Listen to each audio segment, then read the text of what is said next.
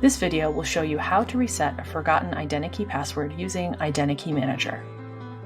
Go to the IdentiKey Manager website, identikey.colorado.edu, and select Forgot My Password. Enter your CU login name and click Next.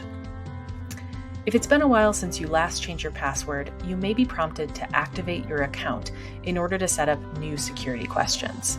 We have another video that covers this process, as well as a tutorial on our website. If you don't get that prompt, fill in 3 security questions you set up during the activation process, then click Next.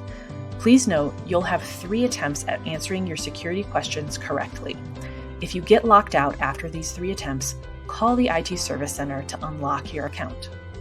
Now you can set a new password for your IdentiKey following the requirements listed on the page. IdentiKey Manager will automatically alert you if your password does not meet security requirements. After entering your new password, click Change Password. Now you'll get a confirmation message that your password has been changed. Click Sign Out to exit IdentiKey Manager. If you're unable to use IdentiKey Manager, or if you have other concerns, contact the IT Service Center at 303-735-4357 or email oithelp@colorado.edu.